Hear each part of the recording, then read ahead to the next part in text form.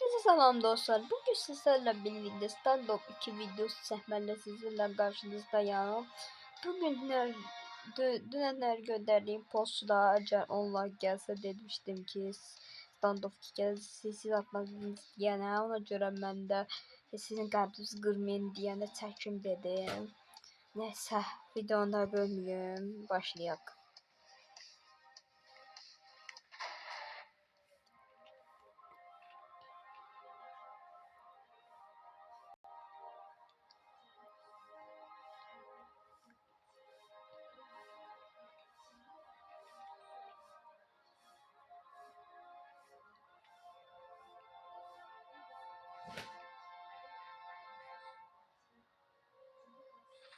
Aha, atıldı.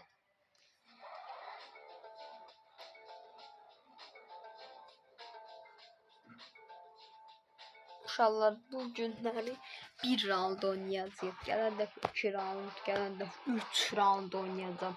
Əgər videoma 10 görüntülənmə gəlsə, şey eləyəcəm.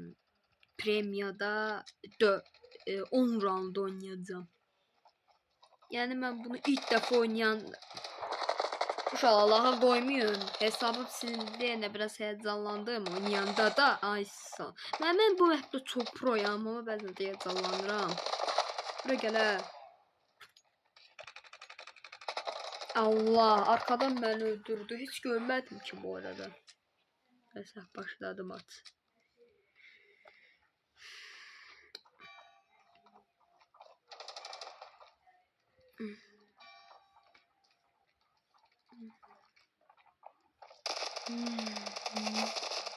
Liderim. Allah. Allah'a koymayın da, yani heyecanlanıram. Stand-up 2 videosu çəkəndə Allah qəvəz heyecanlanıram. Ona görə biraz titrəyir.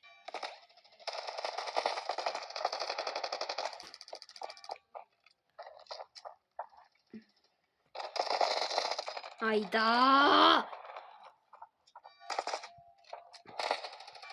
Uşaqlar, bu arada davam biraz şey çəkəcəm yarımçıq.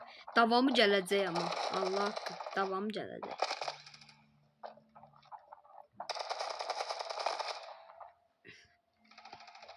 Davamı gələcək.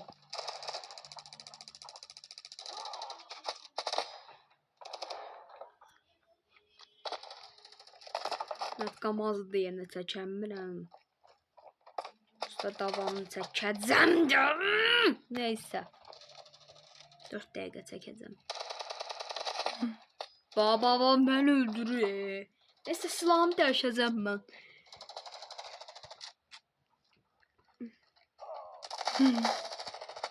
Ay. Neyse hesaplaşma. Ay, bu nedir? Bu nedir?